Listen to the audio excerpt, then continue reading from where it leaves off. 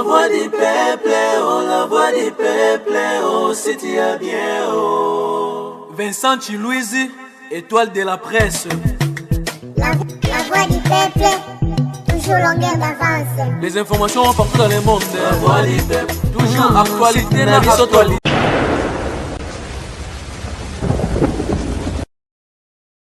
Salut, bienvenue dans votre émission Tribunal, émission auteur elle-même la Rabino banalise autour de notre culture, la musique. Et nous avons comme invité permanent Boutali Kassou. Et là, je m'en vais directement à féliciter l'artiste musicien Fally Ipupa qui vient de décrocher son premier disque d'or dans l'album Naï Tokos. Comme de moi au Bengayango. Et Isaki. Sujet à polémique, sujet à détermination, sujet à la sensibilisation et le lot s'est réalisé. C'est avec Boutadika que nous aurons le temps d'en parler à long et à large dans cette émission Nabiso Tribunal. Boutadika, bonjour. Ouais, bonjour, monsieur le juge président Vincent Chilouizi. Donc, plaisir à trop et à vous partager journée à l'élo ensemble et la tribunal, comme d'habitude. Et puis, je salue tous nos fans et tous ceux qui ne nous aiment pas, partout dans le monde entier. Et plaisir, dans les années, ça monte na boss tangi Brice Lulendo. Il y a solo.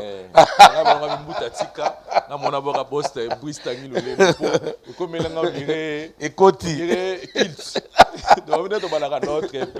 Notre père qui est. Non, ceux qui n'ont pas été parce que. Na vie muto yo a mona passe ya baninga is important qu'on reconnaître grandeur na et donc boss Tanguy Brice Lulendo, l'ami intime de Bill Gates, le seul Congolais qui des jeunes qui dînent avec Bill Gates. Et puis na pespe na madame na maman Fefe Franzou, la plus gentille de tous les Congo féminins. Donc merci à trop. Je crois on va bien partager nos sujets quoi.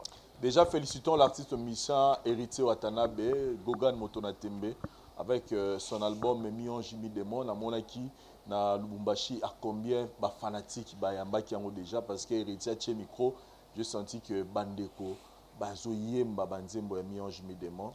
Et on sent vraiment que Lubumbashi Bagi Nanzala, Héritier Watanabe, où là il livré des productions en hypnose et puis na monaki quelque part sous na Olympique Lilo Mourabou. Non, à salari production moko ya samedi na hypnose na moloana ya kitoko ya Lubumbashi na Okatanga batutu bazo sepela nango. En tout cas hypnose ezalwa lieu moko. Madame Mercedes coordonnatrice nango Madame Mercedes topesi mbote vraiment. Donc production ya samedi 17 ndezaki na hypnose. En tout cas, il y a eu la crème de Lubumbashi qui était présente. Donc, prêtre bayaki quoi. Et puis, dimanche, c'est quoi ça na Kilimanjaro. Parce que c'est barbecue, concert barbecue. Donc, qu'on appelle les sous ils ont relax, tenue relax, obligé, exigé. Et puis, tout peut bayaki belé, ça l'a bien autour de la piscine. Donc, n'a étonné parce que l'album n'a échoué. En tout cas, Héritier a la chance, carrière n'est démarrée, premier album, retirade, réussite. Et même Tina Olympia, malgré Betaraté, mais album, ils ont même la Zénith, parce que en juillet, pardon, l'année prochaine, à Beta Zénith, ils ont déjà confirmé. Et puis, après Kilimanjaro, il y a dimanche, na monige azuli sous production à Likasi. Aux allez 25. De Bazara Nukuna, c'est ça qui montre que l'album a vraiment tenu le coup. Parce que ce album est simbité, biloko abouya raté. Et talara genre organisation où comprendre que Batouba Bengi c'est vraiment sérieux. Et puis, Nakoya, respecter, visibilité respectée, et puis plein, et puis bonne musique. Donc félicitations à mon frère Héritier dans tout ce qu'il fait. Moi, je l'encourage toujours. Il y a un moment dans la tribunal. Un bateau, il y a une énergie pour prouver. Et puis, ça un plus dans la découverte de la musique, tout ça. En tout cas, on encourage à pousser. Voilà, en tout cas, sinon, toujours encouragé peu de sous côté à réseaux sociaux, plus particulièrement à niveau YouTube. Voilà. Ouais. Tout le monde dit que qui clip pesa moins kilo. Et je pense que dans les jours à venir, Ritio Atanabe va multiplier encore ma stratégie pour que tout base un peu ebele ya otala ba clip na ye. Mais tu vois des voyants non parce que te poye to ebele ka zaki likolo donc Akiti. Ouais, Akiti, ouais, Akiti. Donc voilà ce qu'on est comme boulot à Francis Dibaya. Francis Dibaya, donc il faut activer le sous-moteur et la moussali sous la visibilité à l'œuvre dans les réseaux sociaux. Parce que on a compris vraiment une baisse, qu'il y a une baisse. Donc, clip récemment, Fantôme, Mon Soleil, clip en tout cas, est décollé comme il faut. Voilà. Donc il faut vraiment qu'on ait sous batterie en marche. Et maintenant, sous visibilité artistique. Le 30 juillet, ouais, aux Abidjan. Héritier? Ouais, aux Abidjan. En Abidjan. Ok. Ouais, ouais. Le 30 juillet, oh. Ouais, le 30 juillet. Donc, si je ne me trompe pas de la date, je crois le 30 juillet. Mais d'ici là, on est en Abidjan. Dans mon poster, mais dans mon publication par lui-même. Ok. Alors, l'artiste, c'est ce qu'on a publié. Artiste est sérieux, bien sûr. Parce que l'artiste, c'est M. Bazar, Lukuta na vie. Na ba publication, il y a Lukuta, ba concert virtuel, pour virtuel, tout le monde a quand même dans les réseaux sociaux. Mais concert mensongère, donc mensonger. Donc, ils ont belé tellement na mboka na biso que ba misu ba croire na ba on a pas. Mais ce qui ba tout le roi héritier pour publier, il faut croire parce que il y a David Monceau qui est là. Qui l'a même encouragé pour la concert dans Hypnose. Et puis il n'a pas fait ça, merci. Donc, Abidjan, donc je crois, fin du mois. Voilà, merci beaucoup. Tolini musique ya Congo qui est de Boé. Tabaro Bimara Bozo, Salara Lokomo ya musique ya Congo. Ouais. Parlons du clip de Nosbi et Rebo. Oui. Non. non. Non, mais il est tiré, pardon, il est tiré, il est attiré. Na clip on a puisé c'est des super linga les côtés trop na danger to comme massacre français on a besoin de tirer nga do tirer ya lo wata mtalo ba lo imbécile ba bécile te aime la mare ko bécile c'est que bécile là il va dire mo ya sika ba fondé to nini to ma massacre français trop na linga danger donc en tout cas félicitations d'abord on a texte ba que plus na thème amour d'accord ni na mbetu nga na monyoni te botika watu ba dessiner ba peindre tableau là ba on est ba ligne baza ba artiste ouais ça la musique mais na bono ne ba ke trop on est avec ceux qui fatigué non ako voir rebo sogi boko ezawana webi rebo okozala kaka osimbika polo na yozo monete ba na kati kuna par exemple na simamir boy basimbika ata t-shirt na etango kaka hey no yo kansaka makambo mosusu aza telema sexy mwana oke ngai rebo vraiment nayebi te tu fais rêver mbuta ben ouais bongo na kosi bongo bapublication ya rebo mwasi ya banaye mwasi ya bato te n'est pas encore marié aza na zemi ndenge toyokaki bon il faut respecter jusque là tout le monde a papa na mama ya ba jeune bazo rede trop donc ça oui parce que marque ino ça doit apparaître na rebo soko meki ko simba rebo ko yelo pe mabe so aza papa na été bon papa c'est difficile pour âge azara o yemo déjà no sabaki relation papa na mama ba bien que tu nsenga bo mwana ja tata na mama ya on va ça là mais félicitations hein. Mine de rien memi bato na univers moko boye oyo na Congo to mesana na ngo trop te Karine Mokonzi ndako moko cha esprit wana na réseaux sociaux ya ba love moko boye ba makambo moko boye oto monaka wow oto monaka point des salama et comme normal na réseaux sociaux bato msu pe bazwa mais na ndenga musique na monaka wera son présent wera na mampata bango siko basalelaka ba exposaka trop expérience na bango libala et ça là parce que ba jeune ebele ba tirer les sons na kati mais na ndenga ndule to bika to viva ba relation moko caché un peu caché oui un peu papa caché taboulay na biliabel et puis ba msupe to yora on n'a pas de il y a taboulay na biliabel les a caché c'est-à-dire bloro moko boy à l'époque si tu découvres déjà bilabel à côté de taboulay Taboulé était déjà dans les cinquantaines. Hein. Non, dans les quarantaines, donc au cours de cinquantaine. Ils ont un âge, love fouana. Bamour fouana. Na miso batu elongwa ezala vraiment sauté. Mais eux ya kilo. Mais eux ya kwa simé pena boye ozo sentir que kotoa na makamlora Beyoncé na Jay-Z. Na Jay-Z. Na moi bolunga bango bon. Te bon Jay-Z pena na Beyoncé so tali pena bien. Basala mamne ba rebo basala ate na inos. Ba exposa kaka babilo na bango basala lango ya kilo. O sentir que eza love moko fouté. Mais au monde il que bango baza mutu moko so kotia no dae mais il publie récemment autant somba Rolls asombelaki moi si na Rolls moko boya netika ba Diamond wana ba 500,000 ya bango yaki ba million boy ezaki ya Jeep te culinante pour ya Diamond ya culinant yaki Rolls moko boya ba dernier créo ba chaka roti na ba réseaux sociaux donc on a que et que de bien mona pe fali à publier Nana, mais pas trop, mais Nana pas trop dans les réseaux sociaux. Dans les réseaux star. Moi aussi, à star. Ouais. Donc, au moins, bango ce qu'on va faire, c'est Beyoncé na Jay-Z va ça la rater, mais bango m'allait pas populaire dans les réseaux sociaux. Vous avez parce que bah taboulé, même papa ouais ma attention. Papa ouais m'a crié tout haut le nom de sa femme. Et puis, il y a un 20 ans, et puis, ils tali bien. Papa, Wemba, il va faire rêver ma couple. Que, tu as le roi maman Amazon, Andima na fidélité na papa Wemba protéger atala ki star na et ce que ils la couple moko pe nga lobara c'est-à-dire mutu moko sala ki ba tutu ba loba mais moi c'est moi zarandeni c'est vrai que les relations za sauté mais tozongi na moi ta kala et papa chéri na mida oui c'est-à-dire papa chéri niveau ando akumisa mida au moins il mutu to mo luga découvrir ma mida ngome to mida ngo ah oui hein donc il y a un moni hein Nil.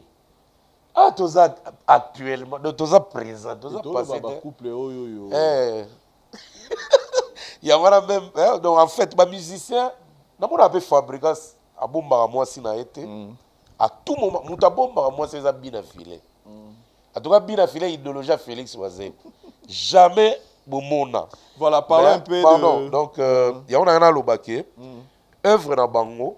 Et là, ça a plaisir. Dans 3 jours déjà presque 1 million. Donc, ils ont frôlé déjà 1 million. Peut-être une émission qu'on tapé et qu'on a déjà 1 million. Donc, félicitations pour l'œuvre. Nous avons continué à avoir un discours que Kolanda était à Boustaka. Kolanda était à Boustaka. En forgeant, on devient forgeron. Vincent, Babana Kolobana Inons à Boustaka, Azo Kendeka du jour au jour. Et là, comme il a 700 quelques mille abonnés. Ah, et là, on a un loba yangwana. Avantage dans le Mutoyo, bozo loba ka Boustaka. Mais Yewana a parmi les 3 meilleurs artistes du pays, les plus vus dans YouTube. Babonné, artiste babonné, élevé. Aza parmi les 3. Si pas les 2, les 3. En fait, donc là, c'est Zolaksake. En fait, Moutalanga a précisé le Romoko. Ba vie wana tout le monde n'a pas une osbi. Ils ont ba vie inventée. Voilà. Ils ont dit que non YouTube alala la mouki bon. Ba 100 000. Alala la mouki bon. Ba non 200 000 wana té. Ce sont des vies réelles. C'est-à-dire que oyo mutatali directement la chaîne est inosbité. Voilà. C'est-à-dire mon émission to ça une émission. Voilà. À un moment donné au monde émission Kati, ba zu clip est inosbi ba roko ça na Kati. C'est-à-dire mutu atali yango. Voilà. Ce qui muta s'intéresser na inosbi. Bachaka lien moko na sewana soko cliquer et ko mimo mala moko na chaîne inosbi voilà soko moni ke ba œuvre intéressant ça ni au s'abonner voilà ça dit prochainement soko ça les clip mala moko yo mutona ko zongo la notification ça dit ça crée des fans donc, ça crée voilà un public moko donc quelque part les faire pour un artiste on a besoin à émerger il y a visibilité c'est quelque chose mais que oui, nous appelons normalement donc c'est ça que c'est là où il y a sonité normalement il y a publicité normalement Vincent tout artiste congolais ou abetara bien normalement il faut faire ça là yango. Très bien. Et ça quand vous ça va promotion dans la télévision. Oui. OK, clique clip l'antenne. Ah, au tigi na mais radar. oui. Yango na Google Ads. Si vous pas comprendre on te bazo on te muta somba ba vie. Te ko somba te. Vraiment ça bizarre. Et répercussion, le log a 700 et quelques mille abonnés. Donc après, Fali, voilà. Je pense que c'est lui qui a plus d'abonnés. Moi, je me trompe. Et puis, Vincent, il a montré souligner. Mais, il a dit que le bara, et c'est le roté, c'est pas le bonire, c'est-à-dire, mon iba vie wana ne, mutago ya ko donne le honte le roi streaming. Pour streaming, les amis, attention, Vincent. C'est-à-dire que donne attention. 10 millions. Non, attention, Vincent. Donc, pardon. Place ce que tu as la polémique. Pardon. Polémique, nous encourageons ça. Photo expliquer. Vincent, quand on a le tribunal, on a une émission à Youmoussous. La vérité en face, le théâtre au côté. Ce qui est à la maté aux arana stress, mon frère. Très bien. Photo tika ba blague. Papa, YouTube est zawana pour tout le monde. Ba peki si mutute, ba chepe kilate. Yo, comment se fait-il un artiste, ozo sa la œuvre, ozo le garate, ozo le babola na ba réseaux sociaux na te, ozo rabaisser, nga na mona ba batulio ba sala ba parla na ba réseaux sociaux baza minime, ba mike pa nanga. Siko œuvre o yo sali a danger le leki kongo mbimba. Ba otali la ngo wapi. Donc au tchaoga na ba CD, ozo e okabula na ba lamule, ba Socrate, ba Chelandous, bandia indenge mo mesana akala. Mais comment le monde évolue? Les autres artistes sont toujours dans l'ignorance totale et puis ils ont rabaissé bango bazo ndimate. Bazo pe na ba discours na télévision, il y a acharnement contre bateau bazana force paix, amour na volonté wana, il y a propulser ba œuvre na réseaux sociaux. Papa, ceux qui sont artistes oyo bazana ba numéro 1 na réseaux sociaux bazala gité. Mais le Congo est placé wapi? Na minito, na culture na biso. Na ba mikolo kutu misusu nazo féliciter bango bien que misusu totanga ba kombo na bango la te pour bango ba ligango. Bazo sala effort ba komi peut considérer lelo. Parce que considération, toyamba kindodo na yote. Un producteur de scène. Albert s'appelle Milabel, ba Albert sa Milabel na Jinsana na Tanzanie le 3 septembre. Alors ba kango très bien. Tant où il y a proposé à combo na ba sponsor parce que bango moté ba ko bengisa ba musicien ezara avec les sponsors tant on va kenda ko proposer na ba sponsor que tozo benga intel ba sponsor batalaka soit référence makambo artiste sala et puis ba kota ka mbala mo na réseaux sociaux ba ko peser neti mama Milabel na réseaux sociaux bilo oneza penza makasité bango siko ba koti na marketing ya terrain oye ba no sala ma depuis kala do batake ba radio batake ba télé, batake ba place publique. Le roi vous a confiné na ba boîte batakango. Siko yo artiste congolais oza na posa ya ko émerger, to batalo partout. Ozwa temps ya ko sala biloko na tout comment et puis ozwa batu wapi o ba ko endo na ba publicité terrain ngwana. Voilà, en tout cas, batika ko décourager batu pour nos artistes et musiciens ba na posa ko émerger. On a assez meilleure voix na bineza Google Ads Bobukanate, mais nous félicitons aussi Inos Bieré pour la qualité à clé. Ah oui. Ah oui. Na zuben HB na pesho sumbo frère. En tout cas, HB na tombolo lobo au place oza, vous êtes parmi le meilleur. Na moni pe ba King Chris pe bazale, mais HB ngana loba tout excellent. Non. T'es tout excellent. Ozuna nous qualité donc ça dit non choix non ya bilamba basali Tao balati le roba mbodi. Si tu bilamba balati le roba mbodi. Si tu les Kinshasa ba place ça les na Kinshasa. Papa, il crée les sites là. Il crée. Il y a un clip, faut miser mbongo pour ebima bien. Ah tu bien ma casse na créer. Non. Oui que na roga tant ba sala ba deux clips wana.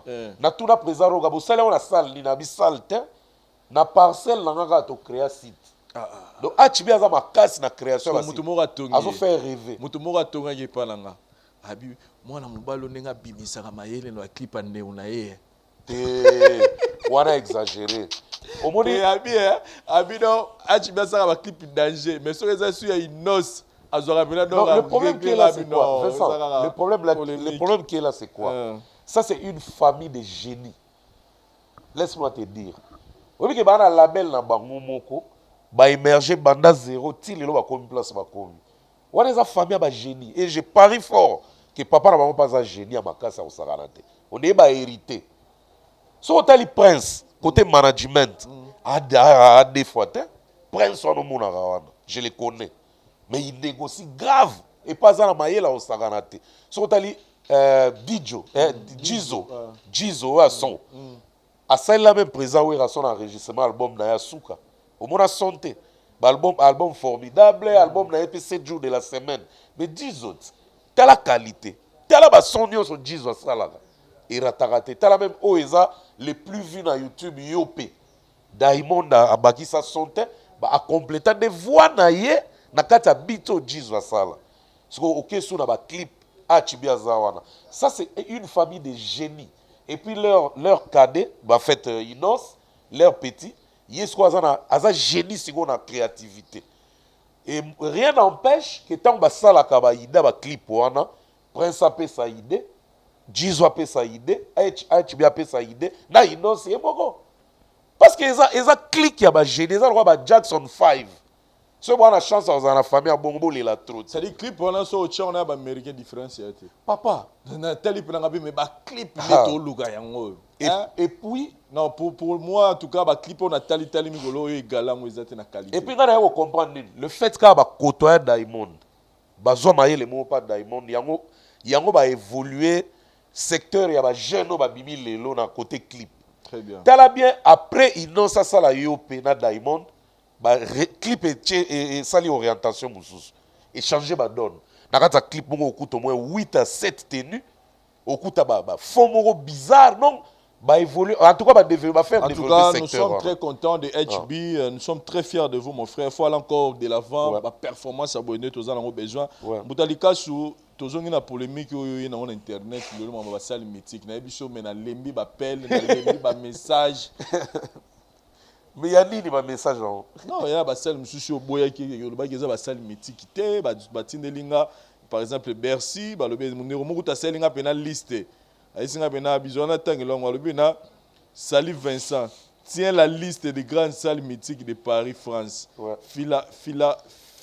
Philharmonie de Paris, Accord Arena ex-Bercy, Oyo, le salle mythique, Maison de la radio, le Palais des Congrès de Paris, Viparis, l'Olympia Bruno Coctaris, Olympia Oyo, Zénith de Paris. Bruno Cocatrice. Bruno Cocatrice, Olgaris. Bruno Cocatrice, Clarisse. Zénith de Paris, La Cigale, Casino de Paris, le Padre Cobeta, Dôme de Paris, Paris de Sport, le Bataclan. Palais des Sports. Ah, bah, Paris des Sports. Okay. Et puis, le Palais des Sports, Bataclan, BCBG Betara. C'est-à-dire, la liste, c'est l'inga, on a tangi, pour la monnaie, yo tchagi, le Bercy, et ça, salle mythique. Bon, bah excusez-moi si on a le salle mythique, mais dans il y a des salles plus mythiques parce que ils ont des salles où en France, les Français ont tourné salle mythique, ils ont tangé là yo, mingi batanga à Bercy, attention, hein. Et la preuve, quand tu as bêta dans Google wana, les 10 salles mythiques, hein, les 10 salles les plus mythiques au monde à Bercy dans 4 wana. Ils ont peut-être après ma 10e parce qu'il y a des vraies salles mythiques. Les salles mythiques et on dit que mythique eza elo mo eza rapport na saleté et lo retour eza ya kalana valeur mo ya bien conservé et puis et tika ba souvenir à makasi ya on est mythique to kuta même na ba voiture eza na belamba musoko lo bango elamba eza mythique parce que eza griffe mo ya même ba 1400 et quelques mais ils ont existé tilelo c'est des mythiques dans lobby boy. Tant on ezalaki par rapport ya bateau babana ko ignorer casino parce que to sala émission mona DJ Abdul na Ken DJ Abdul o ngana mona ga yebi makambo ebele effectivement yebi makambo mais à mon étonnement na mona DJ Abdul a ignora parler de a ignora casino. Il y a un rappel là quand il y a casino et ça salle mythique, il faut faire très attention. Au moment temps de ça débat na Vincent, il y a des débat le roi a DJ emblématique ya mboka. Ndé na bana ko rappeler que non, il faut pas faire ce que tu fais là. Casino de Paris ça a la valeur. Oh ezaka ndé mona ba showbiz na bi, tu vois maintenant OK plus loin. On va comparer casino na showbiz. Ndé na expliquer ka ebongo. C'est que tant to yaki na émission na yo. Et yo tout na question te. Ngande mutu na meka ko corrélé ko matsamo sujet na ko tsango ke ezana ba salle photo respecter pe net ba casino wana eza ba salle mythique ba Olympia ba nini mais na côté na profondeur te. Pourquoi na lobaki Bercy en premier lieu te? Parce que eza ba salle moko il y a 30 ans de cela. Il y a 30 ans de cela, on a plus de 30 ans. Donc on a mukolo à Bercy. Il y a quoi arena. Parce que comment bon, ceux qui ont bien mythique, ils ont pas prestige dans les zali, mais ils ont une expérience, il y a ma cité net ba Olympia. Déjà dans le casino de Paris, bah ça là vers 1919-1921, ils ont dans ba Ajoana. Ils ont plus mythique que Bercy. Ozomona, Zénith P, ils ont un mythique parce que tant on a côté na carte, on a vérifié. Na kuti que Zénith P est salle mythique. Mais ils ont compté parmi ma meilleure salle mythique, c'est ma plus vieille. Parce que ma plus vieille Zali. Ils ont une salle, ils ont une salle, on a 1800 et quelques. Donc c'est des salles vraiment mythiques. Donc on a sentiment qu'à comme ça débat pour babisous contre babisous non ezaki question te autour ya question te na meka ko kotsa ngo kaka na débat kaka ya ko valoriser casino parce que belé lokola ba moni artiste mboka ba beta na casino ba olinga ba réduire casino et pourtant artiste mboka ba produire ko produire na maison na soki overlook donc il faut qu'on nimaka pe ba effort à battu. Très bien. Donc voilà na cadre on a ndena lobela ke surtout que biso toza pona ba musicien nyonso ba émerger ba ki liboso soki tomoni likama be tokoloba soki likama kitoko tokokumisa omoni te to sinala ki batu ke emeli ape abeta déjà na casino de Paris quel que soit format bete là maniata casino de Paris. Donc pour le artiste mboka premier artiste congolais beta na casino de Paris to longol déjà ba bien aimé les aïeux le roi Jonga de VIP problème ezate Jonga dango ba kena on na casino ba nani sko ba client ni ya Jonga casino ba ke hôtel ils ont déjà monde mususu ba format ya ba client mususu ça bien on VIP problème ezate mais asala ki nini abetaki en l'air ya casino toi ni ataki bena podium ma casino roi David kutu pas beta casino ngo donc faut to le roi David Adiata casino liboso artiste mboka mais format est bête te format est alibisoté te format est bête les a ngai kutunde na défendaki na yo futa pe na ngai kutunde na défendaki artiste mboka na meka ko lobake non yazo betango officiellement dans un business. Très bien. Il y a un producteur, il y a une droit d'entrée et un droit d'entrée. Un droit d'entrée. Donc, là où il y a des billets, na VIP même. Mais, kolobake premier Congolais, il y a ta casino, beta casino. Il y a Emelia. Donc, faut pas que ça que pour Emelia beta karaoké, qu'on réduire Emelia pas à ça la grama comme na wenge avant. Donc c'est un grand artiste. Il faut canaliser son carrière na a besoin de yata besoin kende wat. Tout à l'heure babi collector les cas ma festival. Et belé ba ignorant ba festival mais ba festival eza ba vitrine o ezo la qui s'appelle culture na biso ya Congo libanda o ezo teka. To beta li solo full musique. Félicitations ba uta beta na week-end na Suisse. Na moni concert na Lengitro. Bazo teka culture à Congo ailleurs. Oh bazo ya neza ba congolais teza ba to libro ba bidele ba paya et le quoi est très important so festival est important mais les franco abeta festival au tout monde a raté na o abeta na Hollande tu as la référence au tout monde a na YouTube wana mais les franco abeta yango te tiens dimanche ko beta yango c'est parce que festival est a vitrine munene pour les artistes.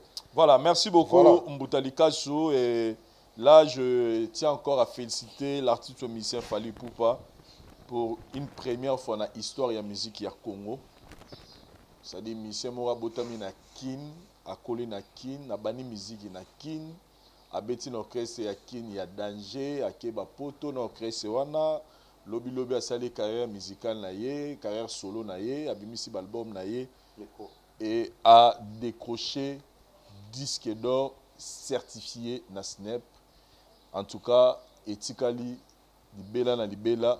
Na kati ya histoire ya musique à Congo que le premier artiste musicien congolais oyo a disque d'or certifié na SNEP c'est Fally Ipupa et babaki susu likolo balobi Mbuta disque d'or. Nani Mbuta disque Les Congolais sont méchants, vraiment, franchement. Et enfin. Enfin, non, et enfin, parce que les Abiloro Yo, Ozaiki Wana, on doit reconnaître que Moutalikasu, vous faites partie des gens qui motivaient les Warriors, qui disaient aux Warriors que ça, c'est-à-dire, aux engageurs ici, il y a beaucoup des appels à Bateau. Merci. Que aux parmi Bateau, on a motivé Bango, pour le en tout cas, photo somba. Mais oui, tu as présent intérêt, mais n'y a pas de disque d'or. Tant on bout, tu as parmi Bateau, motivé qui Bateau. C'est normal, ba bengo le mbuta disque d'or. Yo kutoke OK pena lointe, ba pesenga pena kombo disque mbuta likaso. Ba provocateur quoi, ba o ba linga falite, o pe ba sepela na tribunal te. Ba mo pena mbuta disque d'or. Pourquoi? Na kamwa eloko Vincent. Soki héritier ça l'actualité. Tu es to beteli yango c'était sérieusement. Ba tu ba yela rabso ma bête. Soki artiste mboka à ça l'événement, tu es au lobelé en makasi. Au lieu que tu vas féliciter, tu vas sur finir biso. Et pourtant, biso tu lobé l'actualité, il y a musique congolaise en général. Ceux qui bien fila sali tu es au lobela, ils ont en considération vraiment. Ceux qui fabriquent ça sali, n'enga zo beta na mix double mix te wana. Ils ont déjà grand événement tu lobela on balebele awa. Et ba ya ko attaquer biso vraiment te. Mais tant ils ont la kaka fali. Comme en balamoko ba chepso na poto ba bandi ko balola biso ndeto memi lisumu na ye bagate tribunal a bo komela biso soki bozala na posa to ba komba falite na bakamba falite to tika parce que biso ngane tinga na ye bike analyse to ça na tribunal ezali to zokaka ba actualité to ye nango to cheka commentaire to offrir bino mais comment se fait que kaka ba actualité ya fali soki bibi na ndoko ya Moutalikasu na yeba te na loba ndeni ni pweso bato et pourtant na loba normal soki na loba na ba voix mandilu boye na ba voix ba jojo mandiki boye eza naturel Vincent loba na timidité lenteur mais lenteur ne eza loba epezo kota mutu na libumu chwa pona nini fali asala bato nini succès heureusement biso mibale tozala ferme ba menace biloko ebele leka to kipate parce que eza banalité. Tu comprends que tu es en milieu vraiment du village. Donc, il y a un moment où tu es en bisoté. Parce que bisoté, il y a un sala pour la moutouté. Tu es là, bon, on a un musicien, on a un misanga, en tout cas, on a un tolte. Il bien très bien. Mais ceux qui ont un musicien, on a un camarade, et qui a besoin de service. Et comment mater la Bible, place, et puis qui s'est mis comme ça, qu'on s'est un service, pas mon ninga, et ça l'a raté. Na moutou, on a un service, pas dans il est passé un service, pas bon. Vous comprenez? Donc, batika, mutema mabe wana, yango moni bazo réussir te. Ce qu'on a des musiciens comme ça qui sujet à Fali comme Mokeri, on a vu même des artistes et musiciens à la télévision, traiter Fali menteur, Lokuta, tout ça. Qu'est-ce qu'on peut dire aujourd'hui alors que tous on peut réserver la motivation. Moutango ko to ba benga menteur. To bandaki da ko encourager tant et comment qui permet ya ko atteindre seuil. Et tant que Athéna qui seuil, n'a pas de ouvertement, pour bato bango banga, bato bayo ka soni ke ba finga bango. Na ye pas na lo banga ouvertement, botika na bloko boma nzoto. Fala zo des disques d'or parce que seuil na ye, ils ont déjà atteint. Et puis vente physique et salama qui danger na suka. Mais vente physique ils ont des mots na ba streaming na ba bilo mususu. Parce que vente physique ba te qui céder physiquement. Donc na poto bato tout ba ye bibiso tout ke na poto. Bah ebi que so sombe ça la type moi en Angleterre ben mon agé émission ya rassé biso to sali émission comme les arana ceux qui promo boy à moi il y a pas de courage parce que la mon agé azaki chaque semaine à kenara snap ceux qui ba liste banine ba disque d'or et bimi azui aye pour la biso que to ko sa public au moins cette fois-ci azo peu courage ya aussi l'émission à publier pe nenge fala zu disque d'or pour dire que tout tika mutema mabe. Na bana ko to expliquer au cas na lobelo mot très important to tika ko sala ba mission analyse ya mutema mabe vous comprenez to tika ko sala ba mission po c'est-à-dire yo moni ke muto na zo sala pour esi mingi ba do lobelo yo sko comme olingaka muto wana te tu veux prendre une partie aux partie mo pour satisfaire bato ba linga muto na non yo za chroniqueur le beau chroniqueur il y a ça il faut pas que tu mettes un sentiment à battre parce que à la fin il y a un ridicule. C'est-à-dire tu fais une émission pour l'observatoire combien Moutouana c'est l'euro alors que tout le monde a il est maintenant qui peut nous dire le contraire. Si on fait ça, on a souligné le moment par là. Oh, vraiment, il faut batoubayer très bien. Souvent, batoubalanda le yégi na biso, to beta bango fenta room. Tcha, basopani bango so wa. Nandeni na expliquant. Bano kan sabiso za ba fanatique afali. Voilà, tout linga les pas drité. Ba pro fali. To ya rapport détruire les pas. Si autant ba ben pro fali, na fali mo wazo rier fort. Po anin, fali bi nga linga musique dede. Fali, ipupa, ntimba. Aibi nga linga musique dede. Yé moko la personne. D'ici qu'on a warrior d'abord on s'est tiré à manzema fali mbimana okokade. Mais la preuve tout na ngaya wat. Na banda rapper moko yemba, na kanga maloba. Bana na ngate bazaba warrior na leki na ngasuka. Ya avant dernier na biso Gautier. O sa biloko na Instagram mwana ko ba pe ko rene na ba TikTok. Bango de ba warrior. Ce qu'on a zora biloko fali mingi para bango. Si tout moi na ngasuka, warrior armé à 2 armes, so y a tchelo na grenade ya acide sulfurique. Donc bangonde ba warrior. Ngana za warrior te. Et puis pour l'action ngana fanatique a falite. Banzembo ngana yeba, yo yebi ngana yebi. O na za na fana ya kusagana te, yo yebi. Eza pepe kale na orlus mabele. Ato tchenga nzembo moko ya album l'argent ne fait pas le bonheur, o yebelo de A à Z. Voilà. Sikoyo tellement que naza artiste. Bon, de toutes les façons, on a fallu faire, tous a passé. Tous a bandinga. Par hasard, tous a ba camarade na kala. Voilà, Mbutalika. Nana si ça point on a fait ça. Yo zara mo batwe ba réclamer que logo. Que Mbutata ko expliquer le camo profondé ni vesa ka fa kata yo. Limbi sanga pena expliquer pour moi. C'est-à-dire mambo lobo quand c'était au convaincre bato ba kanti. C'est na convaincre batute, nazo faire voir na ba o ba mayele. Moni ba o ba tala ba comprendre biso non, na faire des expliquer ba. OK. Donc oui pourquoi? Na bana o ba kutu kati bana ne ba ba warrior. Bon, na lobi boy. Biso tellement naza artiste, musicien, comédien, naza artiste. De temps nazo ko lobalika mutu, il faut na vérifier. Tout n'a pas information exacte. Na koki peut se tromper pour naza humain, mais na koya ko se rattraper na go. Et les gens qui savent ba yaka air na WhatsApp ko secondenga, c'est ça qui fait la fierté ya bato balinga tribunal. Alors pour na fali à ça la actualité tellement tous les jours au coup même 2-3 actualités, il est au top.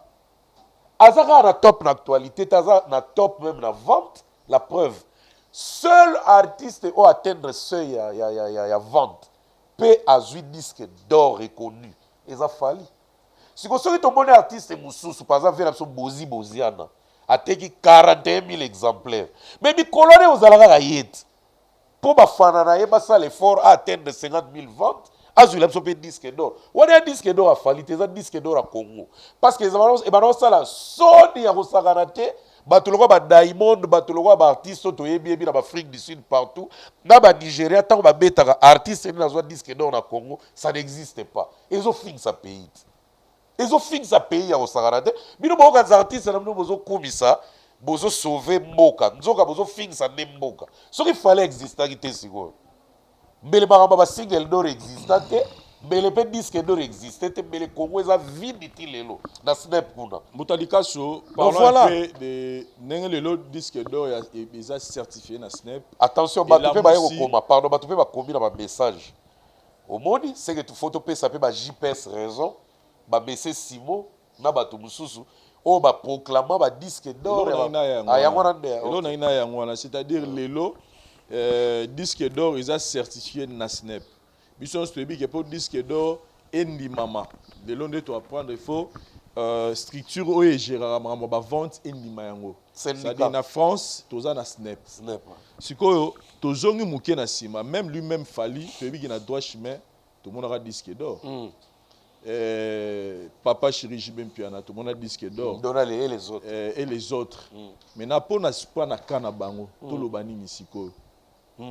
Parce que les lots, ceux qui ont une logique premier disque d'or ekoti na Congo na ndenge ya logique ya ba syndicat ya ba vente eza ya Fally Ipupa mais na boni na ba disque d'or rôle ya ba droit chemin ba disque d'or le rôle ya ba Weranson ya ba Kibwisa Mpipa et les autres. Vincent comment on n'a pas cité pe bato ba Holanda biso ba mona na bango pas cité ba mise na biso baza ba innocent ya ko saganata 100%. Mutu lokola Wera album na solo la bien papa ata oza aveugle album wana fo ezwa disque d'or. Pourquoi? Ezalaki influent na niveau tout mais lokola ba producteur na bango à l'époque bazalaki malhonnête bazalaki na mayele mabe babanda koteka ba album na bango na voie légale te na voie légale que ezala reconnu vente normale na ngai ndeko na Mbutali Kazo nde tobeta masolo boy nani yango ayebi te album na ngai vraiment fallait zo pe disque d'or position de tir okokisa ngona nini à l'époque tango ezo régner ozo comprendre Vincent mais ndiaye tellement zalaki na un esprit na ye akoteka nga légalement te na ozo disque d'or yango ndenge nini disque d'or ezalaka vente fait ezala reconnu parce qu'il y a des taxes au ba producteur pe ba futaka mingi baboya kofuta ba taxe odi JPS akima en France pour anine na 2002 alors futa ba taxe te yako akima en France aye Gabon après azongi Cameroun siko tala no babilo kwa ndenge wana oleba matsa honneur à ba musicien congolais ba kitsande honneur à ba musicien congolais pour ba disque d'or tout balakisa eza ya faux eza reconnu na syndicat te mais siko ba musicien baza ba innocent bango bazui pour maison epesi mais maison eteki illégalement. Donc, na kati eza reconnu te. Mais producteur a comprendre. Donc, eza loko la, oyibi eloko, na yibi eloko no Vincent. Na yibi ke nga mutu na yibi. Mais na misu no na wangani ya danger. Mais soki na ke place na nga mo conscience na nga zo beta nga ba fimbu. Na reconnaître ke na yiba ki penza. C'est ça, ça se passait comme ça. Très bien. Donc, l'artiste, c'est bazaki na bango, ba meilleur, ils vendaient. Parce que ko beta ba Bercy, wana ba beta, papa, c'est pas donné à tout le monde. Bazaki au teka. Et puis à l'époque, ils avaient 100 000 ventes. Mais, ils sont en vérité. Ils yango. Parce que là, ils sont là, les producteurs trahira bango. L'album a fait de l'amour. Et ils ont même double disque d'or. Même platine. Pourquoi? Et Tekama ya Sakanate. L'album a père Mobo peut exister dans Mogo. Et Tekama père Sakanate. L'album a te mêler Tekama danger. Mario Anna. Et ils ont fait Maracas d'or. Dans la Belgique. Ozomona nakolo baboye ba producteur à l'époque ba banoko teka légalement te ba ezaki signifié te yango snap yeba pe bango te siko oyo ya tour oyo tango bato bazo loba seuil et ateniaki non officiellement te mais officieusement et ateniaki bato ba loba ba warrior ba loba po ba non vérifier il y a des warriors intello ba kota ba vérifier Fally moko pas azoba te tango les gars pas nati avouer que oui, seuil aussi doit atteindre. Azazo matin, parce qu'azocha nini na ya en jeu, honneur na ya en jeu. Ayebi mo na loba. Très bien. Sikoyo producteur donc maison de production Warner Music France. Bango moko lobby ba recevoir lettre. Lobby ba recevoir qui courrier na bango na après-midi.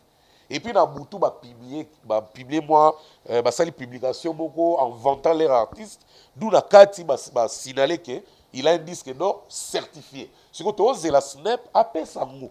Voilà. Mais ce que tant déjà Warner Music est commis à moi publié parce que ça dans Instagram il y a Warner.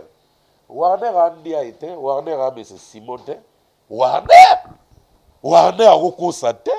Donc il y a un prouvé que il a vendu et il a mérité. Maintenant, il y a un aspect où tous les gazettes parce que Rolanda Bichon a des commentaires, a appel.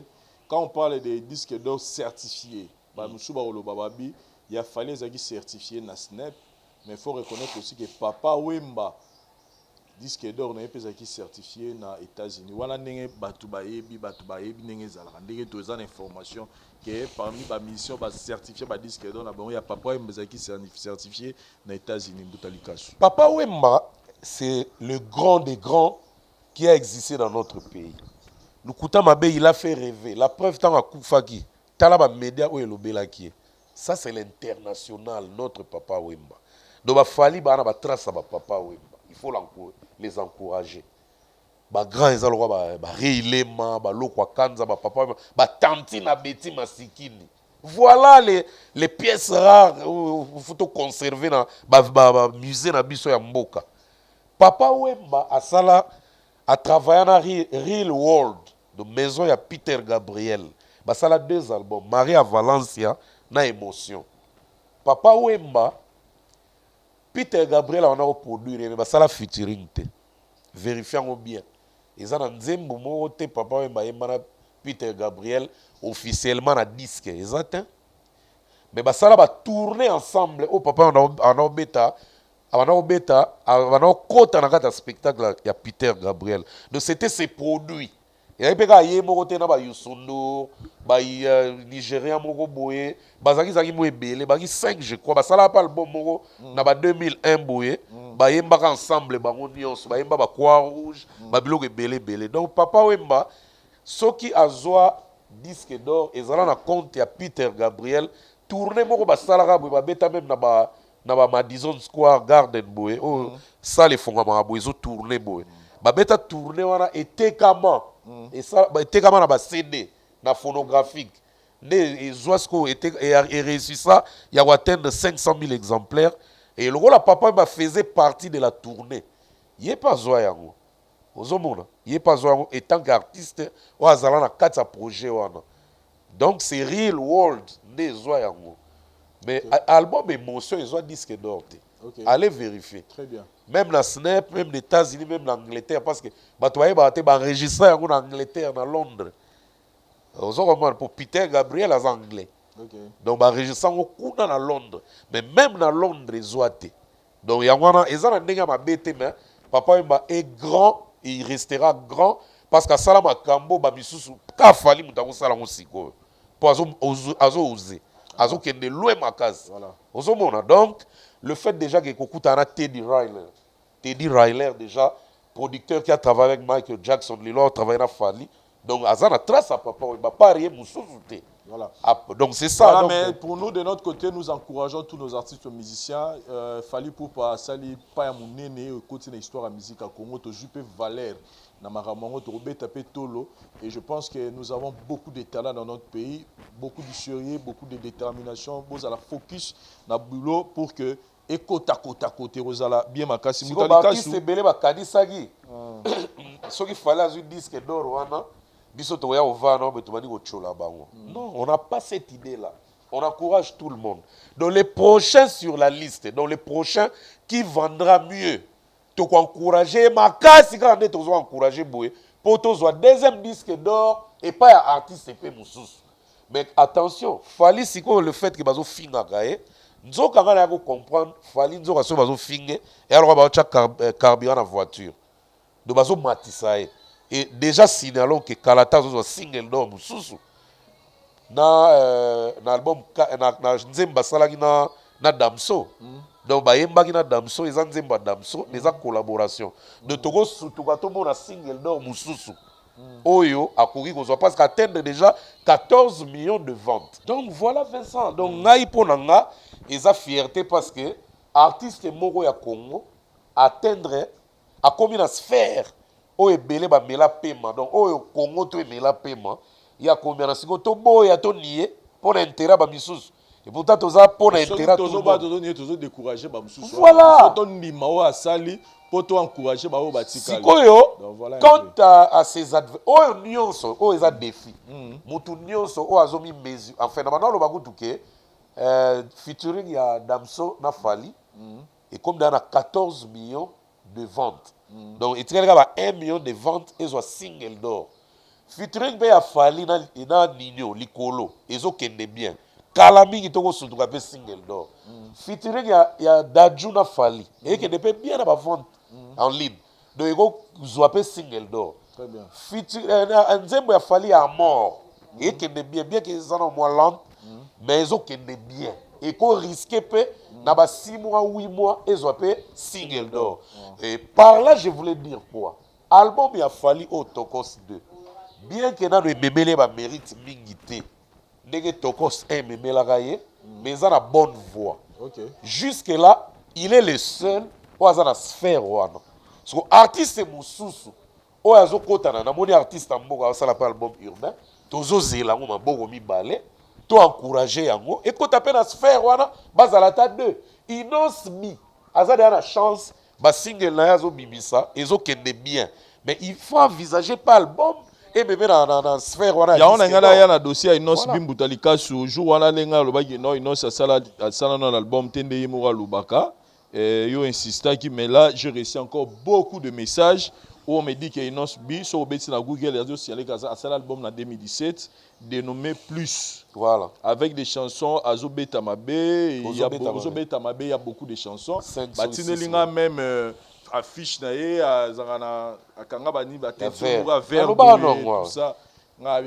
Naloba non papa nazalaka même na sedango epé zalaka wana te wana ezaki EP mais na ba 2013 si je me trompe pas abibisaka pe album ara deux albums actifs donc EP na album moko album wana sko aloba za na album te aloba ngote ndeni eloko eza parcours na ya aloba ngote ndeni bon na yebi peut-être ngala bien te non aloba kasa aloba yo kangai order ce qui veut dans moni Inos Bi tout ça ba titre bela na mona wana abibisa pa album moko na 2013 ala ta chapeau 16 titres ala ta chapeau a chabo na 2013 voilà na 2013 na moni oui il a deux albums actifs bon peut-être ngane na aura bien te sauf que et salama na moment où akomaki na niveau azana ngolelo mais na niveau azana ngolelo so asala album et go frapper et il faut profiter parce que il faut battre les fers quand il est chaud.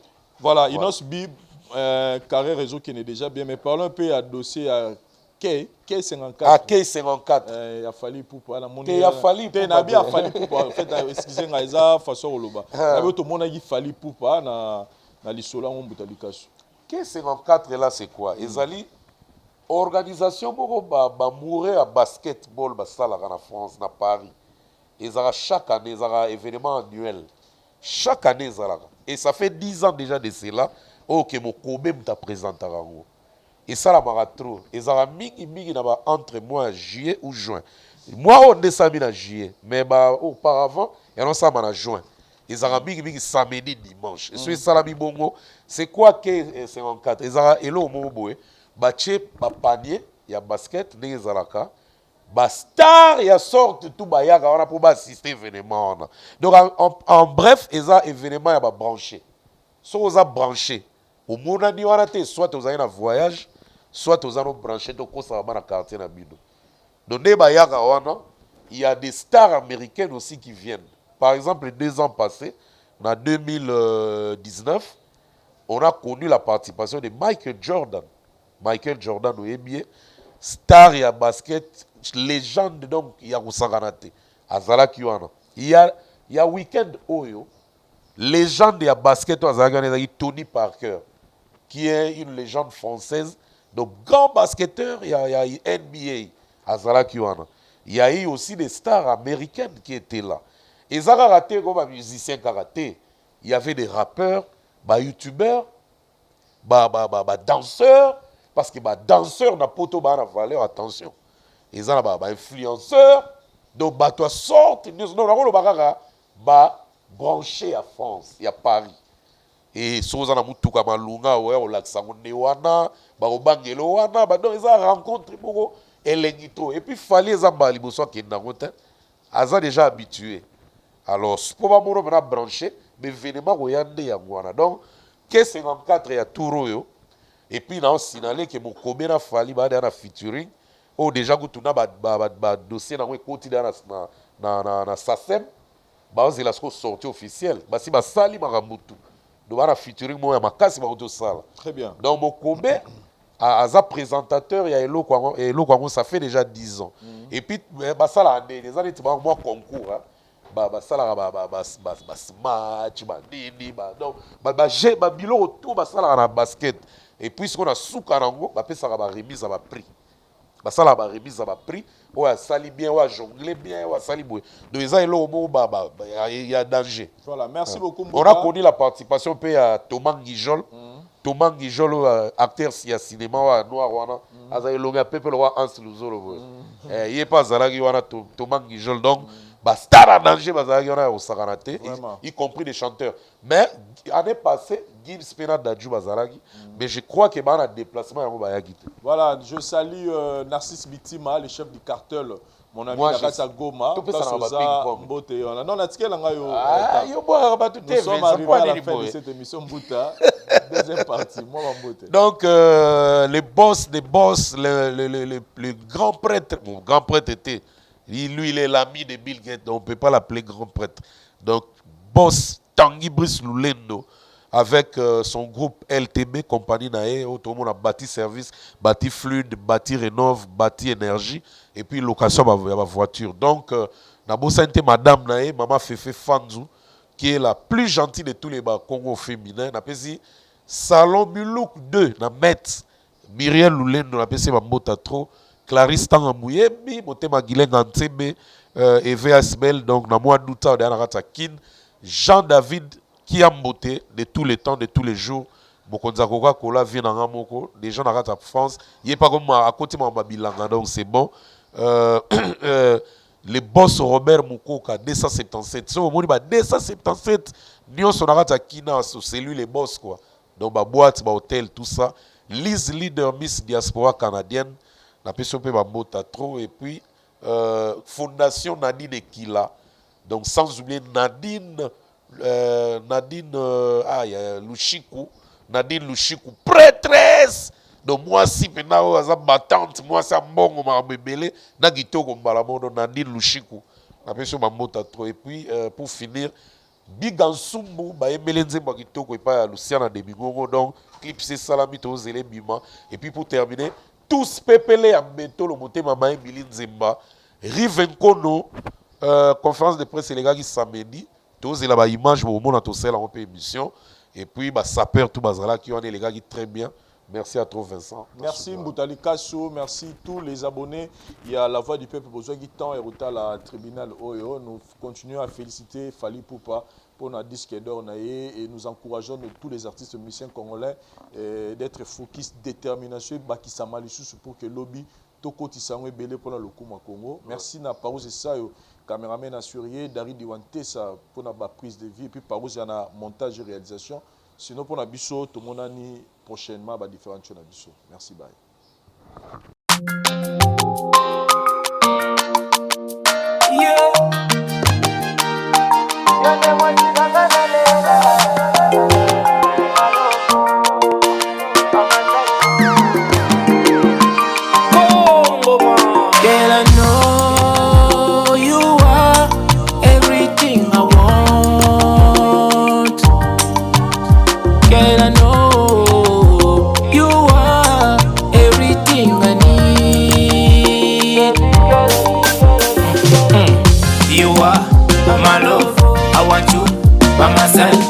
Tell me if you ready.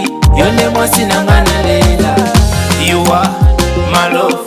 I want you by my side. Yo, tell me if you ready. Your name was Sinangana Bona. When did I promise I did it? I check we finally getting married today. Certainly you gon' treat me good. You gon' love me till the end of a time. Today's the day we been ready for. Today I been working for. Keeping it real, we been doing good, girl. You and my girl. Girl, I know you are everything I want. Girl, I know you are everything I need. You are my love. I want you by my side. Tell me if you ready.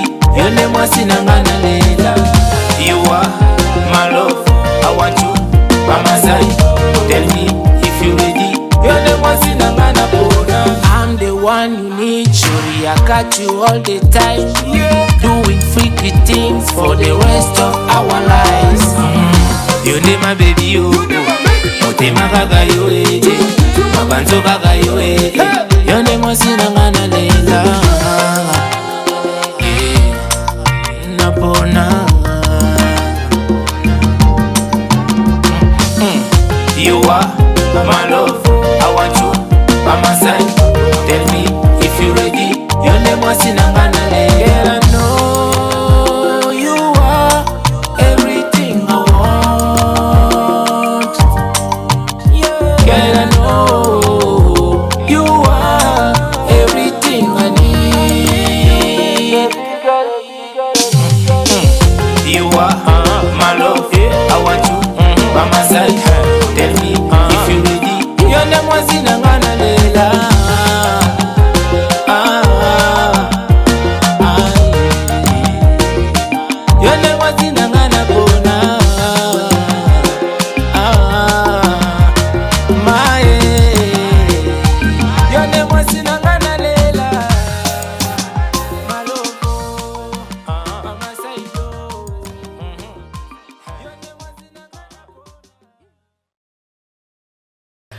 maman Pichu Tonele, naza pharmacienne en formation, nazo œuvré dans le laboratoire CRMTA, où ils allaient centre de recherche et de production de médicaments traditionnels améliorés.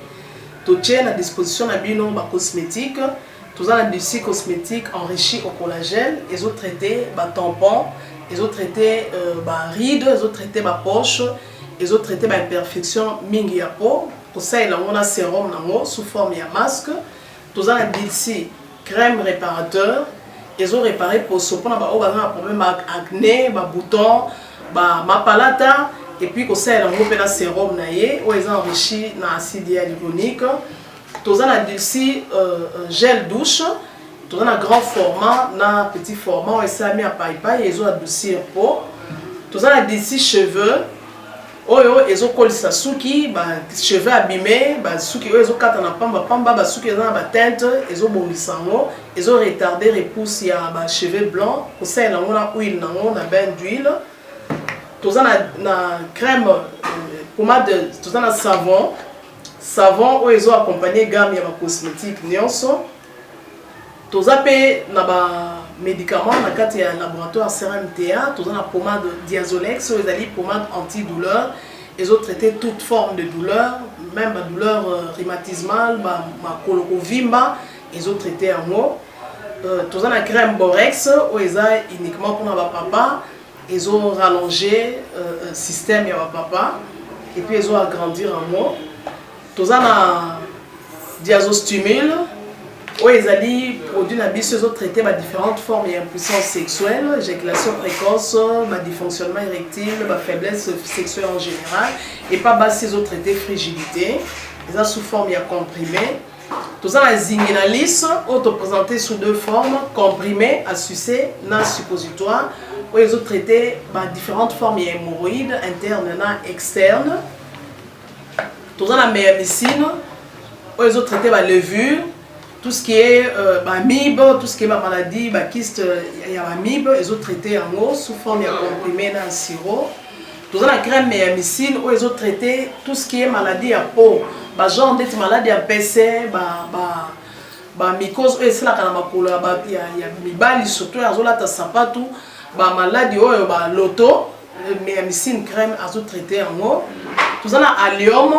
Allium, ils ont traité toute forme, il y a hypertension, ils ont normalisé tension, ceux qui tension est mataga, à quitter si à normaliser, ceux qui quittent à mater si à normaliser, et ça à partir de aïe. Tout ça la menga, ils ont produit mon anti-anémique, bateau bazara connaissera problème et anémie, quelle que soit l'origine dans le menga, ils ont remonté, ils ont tonifié un peu, ils ont fait sa makasi énergie dans les autres. Voilà, ils ont gamme de produits CRMTA, laboratoire où ils ont travaillé essentiellement dans les phytomédicaments, dans les plantes médicinales. Donc, nous avons tous les produits au moment où nous avons et ça mis à partir de l'anxiété en bon Congo. À part qui si on a si côté de la bino, tous les maladies qui sont autotraités, tous les préparation personnalisée. D'être dans le cas de myome, par exemple, tout ça une préparation mon corps pour et permettre de réduire la dimension à myome pour faciliter le robota. Tout dans qui si on peut se rappeler, tout bazon pour robota, voilà tout traitera en couple. Et contact nabiso na Kinshasa, ils ont plus 243 81 83 13 322 plus 243 81 83 13 322 plus 243 89 89 33 855 et na Libanda tous en a plus 1 514 329 12 56 plus 1 438 765 64 73. Voilà les numéros à contact na biso bandeko ba kobenga Libanda na ka ba maladie songolo pakala maladie oyo ba teigne tondante oyo esalaka ke moto abima bamafina na mutu to traitaka ngo pe donc contacter biso opposer problème na yo to ba plante nini oyo ekozwa solution na problème na yo.